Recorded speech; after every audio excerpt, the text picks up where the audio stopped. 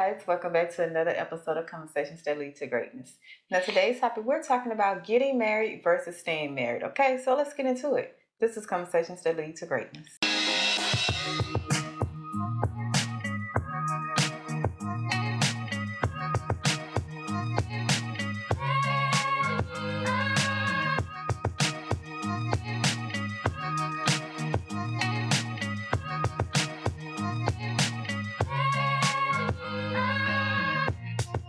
My name is Akeisha Smith. And I'm Lester Smith. And welcome back to our coaching podcast where we educate, motivate, and inspire you to break free of your limiting mindsets in marriage, faith, and finance. That's money that hinders your ability to create the life you desire. Okay. So, guys, before we get into it, we're talking about getting married versus staying married. This is another marriage topic that I think it needs to be had because I think it takes a different mind frame or a mindset or even a different perspective to understand there's a difference. It's easy for you to say I do. It's easy for you to look at the glitz and glam of having a ceremony of the wedding and honeymoon. But after all of that is over, the real test come. Okay? The real love come, the real compromisation, the real just journey come. And that's when you have to, you make a choice to stay married. Okay. So before we get into that, please be sure to like this video and subscribe if you have not subscribed to our YouTube channel. As of now, we're at 550 people. Let's see if we can close it out to make it an even 600. Okay, we got what, 2 more weeks? Close it out. What you mean close it out? Close this month out. Okay. To make it an even of July. Okay. To make it an even 600. Yeah, okay. That's our goal. Yeah. 600. So yeah, guys, if you have not subscribed yet and you like what you've been seeing or hearing, go ahead and push that button. Join the family. Yeah. Join the tribe. All right, guys. Now that we got that out the way, getting married and staying married. Getting married versus staying married. That's what you said. Yeah. Praise the Lord. Okay, why is it? Let's go start off with the why. I always go like the why. Does that take? Why do you think a person needs to understand that there's a difference? Because it's easy to say I do. I think we fall in love with the fantasy of love, the fantasy of being married. We fall in love with what we see on TV and think that that's what you're going to get throughout your whole journey of marriage. And then when that is, when that is not happening, you be like, man, I made the wrong choice. Or I married the wrong person. And then it leads to your divorce. Yeah. So it hinders you from staying married because you think you made the wrong problem. Well, the wrong choice. Getting married versus staying married. Let's go back to the getting married part. Let's start with that. Okay. Most men, we ain't looking to get married. That ain't something we do. You sure? Yeah, we ain't just out here just looking to be married. That's something that were cultivated in females from birth almost. Okay. Yeah, like Barbie and Ken, when they play with the dolls, they had to have the guy doll and the female doll, stuff like that. So y'all were nurtured into being, even though y'all wouldn't, let's say your mom wasn't together with your dad. Even then, the way the toys and everything are set up, and the way the TV, the cartoons, the TV shows are set up, it's set up for a woman to see marriage. Yes. Yeah. But men, we ain't set up like we talk of toys and stuff like that. We ain't think about y'all talk to sow your wild oats. Get as many girls as you can. Have fun. Yeah. So what brings a man to a point where he's ready to settle down and get married? Most men ain't ready to settle down and get married till they get about 40 years old. So that leaves a woman with a big gap. And the reason I say that is because, like I say, y'all are nurtured into that. So you go all the way from, let's say you don't get married until you 40. So you go all the way from. That's why a lot of females they have this thing in the back of their mind, like I ain't gonna never get married, because they've been going so long with the idea of marriage, and then they don't get married until they, let's say 35, 40 years old, or 30 years old. That's a long time to wait. Yeah.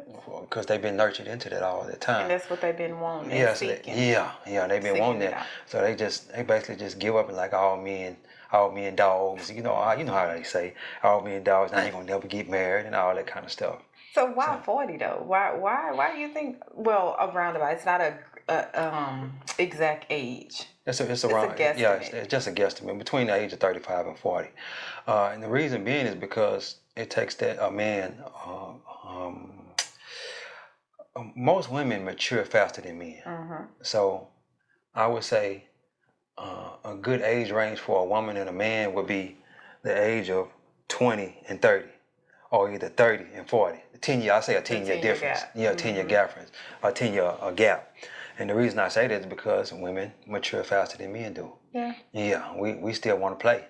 We still want to play all the way up until 40 until we say one day, I think I'm ready to be married. I think I'm ready to settle down.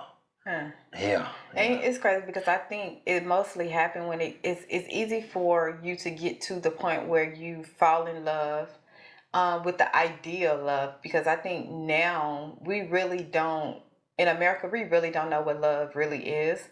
We fell in love with the idea of love, with the ideal and the fantasy of having someone to come home to share life with, to, just to have someone on our arm, and not understanding that that's part of love, but that's not the whole idea of love. And I always say, I go back to the Bible of what love is. Love is patient, love is kind, love never fails. Like, love forgives. You know what I'm saying? And I think when we talk about that type of love, that's what keep us from staying married, because we fall in love with, okay, let's get married. We can travel, we can build a life, we can, what I'm saying? We can do all these great things And together. you fall in love with the world's definition of love and what marriage looks like, right? And what social media glamorizes and stuff like that, right? And it's crazy because once those trials and tests, and we're human, we're gonna make mistakes. Once that come into marriage, then it's almost, you start questioning, like, man, did I make the right decision? Yeah. Is this the right person for me? Do they understand? Can we get past this? And I think that's when it comes to staying married. That's when you have to flip that around and heal your own self of what love is. You know what I'm saying? Like, renew your mind of what love is. Because a lot of times the definition we have, like, let's be honest, the person we thought, let's go back to our old relationships. When we was in them, we was head over heels. Oh, I love you. We're going to get married. This is what it is. But once you realize it ain't what it's like, did I really love that person? Like, now that I have experienced true love, I never was in love. Yeah. Ever. It was just conditional. They did something for me, and, just transactional. Yeah. Not that transactional. Transactional love, huh? Yeah, it was a transaction because I seen a benefit. Yeah. Or need, and vice versa. You see what I'm saying? But it wasn't what they call puppy love. Yes. I don't even know if this is puppy love. But it wasn't love, because that was easy for me to walk away. Yeah.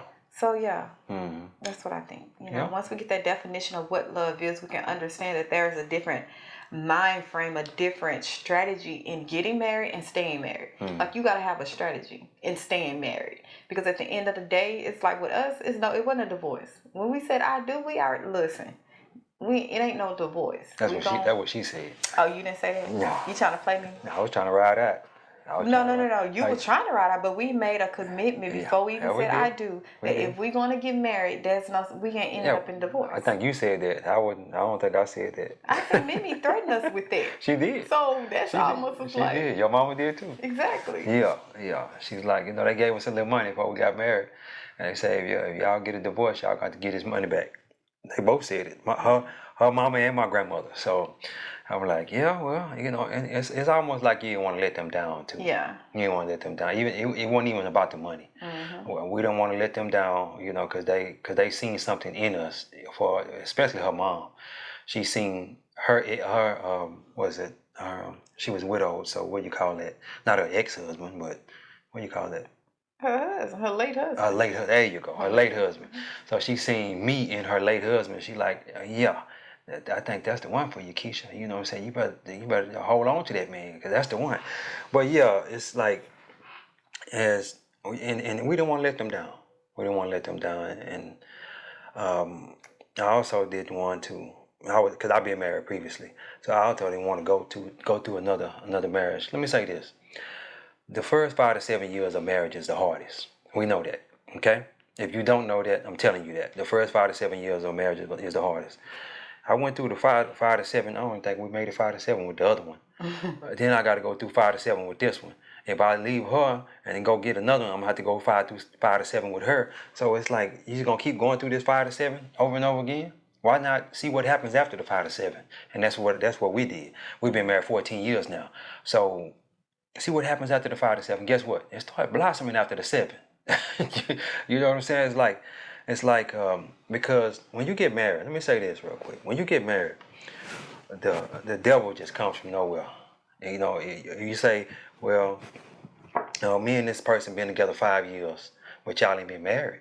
Y'all ain't been married. So when y'all get married, it's gonna be a whole new, some whole new trials and tribulations because the devil don't like marriage. Yeah. He don't like marriage because that's God's covenant between a male and a female. You understand what I'm saying? He don't like it. So what he gonna do? He gonna start attacking you from every which way. Let me say this. I remember when we first got married, I had females coming out the woodwork. Females coming out the woodwork. Females that would never give me the time of day before we got married. Just think about that. So the devil started sending those females to interrupt what me and my wife got going on, what we just, our union together. I'm like, man, what the hell you was before? Because I would have loved to, tackle that. Tap it. Tackle it, tap it, whatever. I would have loved to tap that, you know what I'm saying? But yeah, where you was before? Did you have any of those meals coming up? No? You gonna lie about it, huh? Well, like I say, they came up and I was like, yeah, where you was before? And other things started happening too. He's like, what's going on here? This ain't it. Because let's be honest with you. Yeah. We really didn't understand what we was getting into. No, we didn't. Like a lot of times, so many of us have never seen a successful marriage. We might have seen marriage in our family, but we haven't seen it done right, correct, successfully. Yeah. And I'm not saying perfect because there's no such thing as a perfect marriage. No. We haven't seen forgiveness. We haven't seen restoration. We haven't seen being raised with godly offsprings and our kids and children and unity as one. We ain't seen it, growing up. So most marriages we seen the significant other getting cheated on, getting beat, or all the negative sides of what can happen in a marriage. And then now they're staying together for the wrong reasons. Yeah. They're staying together because of the amount of time, the history of majority of the time it's for the kids. Yeah. But it's not happy, so it's everybody miserable. Yeah. So we really go into marriage not understanding what marriage really is. Like marriage is a commitment. It's literally a commitment, and it's not just a commitment to you, one another, but it's a commitment that you made to God. That what through life we made a commitment together. We're gonna do life together. Yeah. You know what I'm saying? So it's like when you go and really home in on what marriage is and get out your head of, okay, let's get married. No, when you home in on what marriage is, you find that love. You find grace. Like you find giving that person more grace now, because I know you make mistakes, I make mistakes. We're human. If God can forgive us over and over again and give us grace, why can't we give our significant other grace, the one He placed in our life to do life with? Yeah. Why can't we get that person grace? Why can't we compromise? Why can't we be more understanding to make this marriage work? Yeah. You have to make it work. It's work done. Yeah. Marriage is just not going to be successful because you said I do. It requires work on both parts. Constant work. Every single day. Yeah. It requires work. Yeah. To the point where you have to almost lose yourself, not in a sense of you just lost your identity, but you have to lose who you were before you said I do. Yeah. Like every year, every month, every couple of years, we're changing because we're going through our own journey separate, and then we're coming together. God is working on me just as well as God is working on him. So we're all evolving and coming full circle to being the person that God have us to be. So therefore, guess what? It requires work. Yeah. And we have to lose that old identity. We both have to lose that identity of when we first got married, who we thought we was. Yeah. When we first got married, God, man, listen, that identity is gone. Yeah. It was, I would say, when we first got married, it was I. It was all single. He was I was I. Yeah. It was rarely us and a team. It was like we was taking a problem and attacking each other. Ain't no I in team. Yeah. We was all, it was very selfish. And Yeah. I think that's what happened within that 5 to 7 years. Well, let's take the 0 to 7. You know, that's what happened, because now you have to learn to not be selfish. You have to be selfless. You have to put your feelings aside sometimes. So yeah, staying married, man, it's a great thing. It's a job Yeah. that is worth it. The benefits is very worthy. It's worth it. Yeah, and you might be one of those people who don't want to do life with nobody. Hey, praise the Lord on that, saints. Praise the Lord. Just stay alone. That's all I can tell you. But God put you here for a reason, and He put your mate here also. So, if you are not made it up with your mate, Made it up. made it up with your mate, you're not doing what God called you to do. God wants you, with your mate, and He also wants you to walk out His purpose, which is advancing His kingdom. And how can you do that? You can do that better with a mate. Everything works better in twos. Everything. I don't care what it is. Everything works better in twos, because we can pull better. We can pull a wagon better together than we can in just one person. Yeah. So, another thing I wanted to say about staying married. That's hard. It's hard. Pick your heart, though. It's hard. It's gonna be hard whether you're single. It's gonna be hard whether you're married. Pick your heart. Pick your heart. Pick your heart. It's hard though, and I will say that. I'm willing to say that now, because back then I was like, and when I was going through it, I was like, man, it shouldn't be this hard. It shouldn't be this hard. But now I see why it was that hard, because as you taking that knowledge and you get that understanding, then that wisdom comes. We have the wisdom of 14 years of marriage now. So she know not to be mad at me because I left the cabinet door open. And I know not to be mad at her because she left the toothpaste off the top of the toothpaste. Or if I'm moody. Or if she moody my or something. mood swings. Like, the best thing for me to do is go and get another room. Yeah. Leave her alone, because it's that time of the month. Hey, let me move around. And you go ahead and take care of your business, and we'll come together tonight and kiss and talk and go to sleep, and keep doing that on a regular basis. And as you keep doing that on a regular basis, see, the way I look at things now, I have to look at her as Christ is sitting right there on her shoulder. Like, I wouldn't be mad or harmful at Christ, so why would I be mad or harmful at my wife, talking crazy to her, disrespecting her, acting in an unloving way? Why would I do that? I wouldn't do that to Christ, and that's all Christ was doing when He was walking this earth, just basically telling us that we need to love each other and we need to put God first. That's all He was saying. That's all He was saying the whole time. Love each other and put God first. That's it. Yeah. And I think when we talk about staying together, it's learning each other. Yeah. It's literally putting your feelings aside. I think we don't say that enough, because we're taught, don't put your feelings aside. Don't let nobody, make you feel some type of way, like your feelings is invalid. And listen. Okay.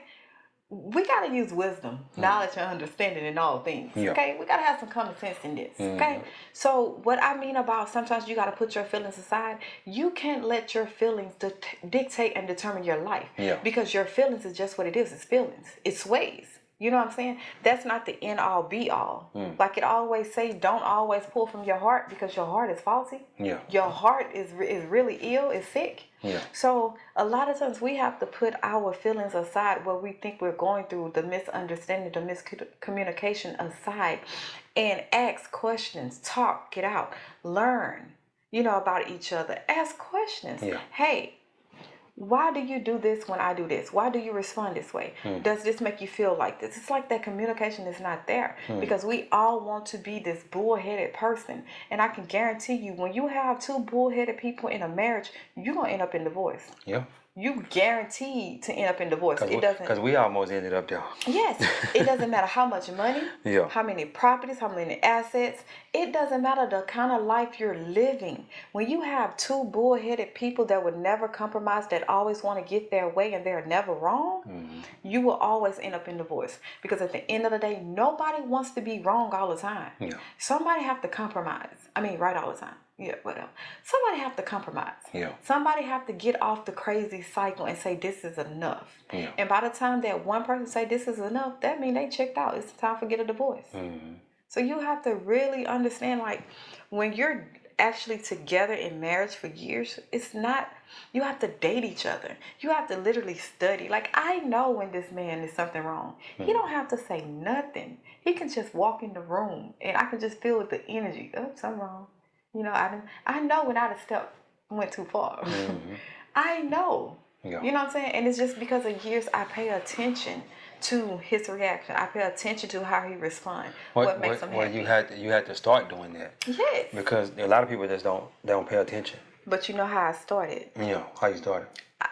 I realized what love was. Okay. I realized I love you, man. Okay. You know what I'm saying? All right. Praise the Lord. I honestly, what really happened was once I realized that you really want to see me happy and you would do anything for that to happen, it's love. Yeah.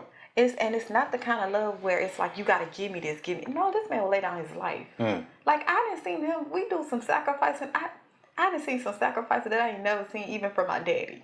Okay. Yeah. So once I realized like this man really loved me, not the extent of what I can give him or I can open my legs or I gave him kids. No, he loved me when I didn't have nothing. What was that moment, that turning point? The turning point. You want to give it to him?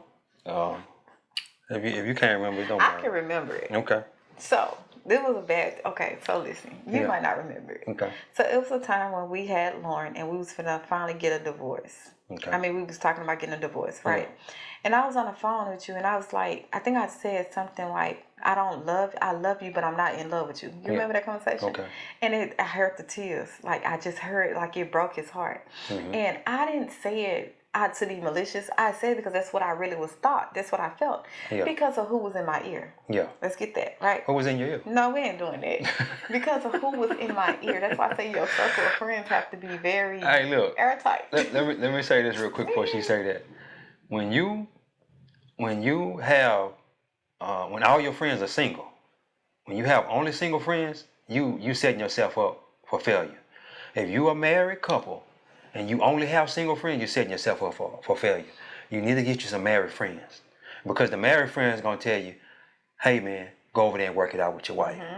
The single friends, I ain't gonna take that. I wouldn't take that. Maybe it's done. Maybe y'all ran y'all course. And she wants you to be single with her.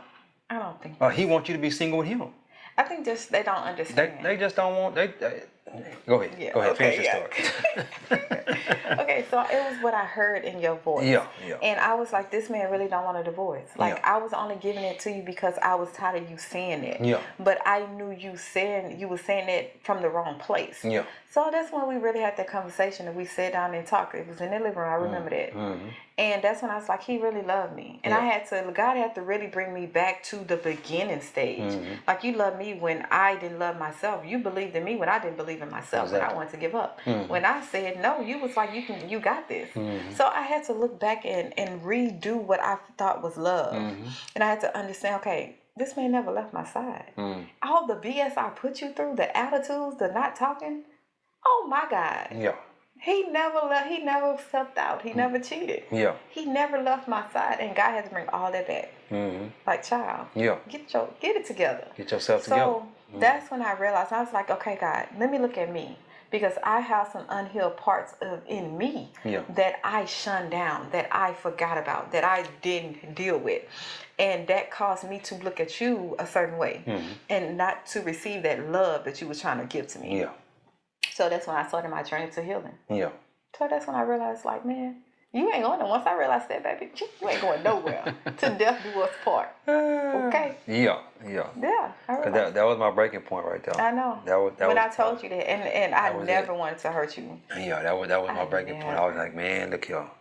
And I used to always tell her, if you're not gonna if you're not gonna work to make me happy, and I work to make you happy, go ahead on. Let me go. You Let used me to go. always say that. Yeah, let me go. Let me go. Find a person that's gonna do that. Do the Yeah. work, cause you're not gonna do the work. And then I'll be like, man, I want a divorce. I'm tired. Cause I'm working, but you ain't working. Come on now, we gotta do something. Yeah. So yeah, and that was my breaking point. That was that Aw. at that last time. Girl, I told you that last That time was it. changed us. That was it.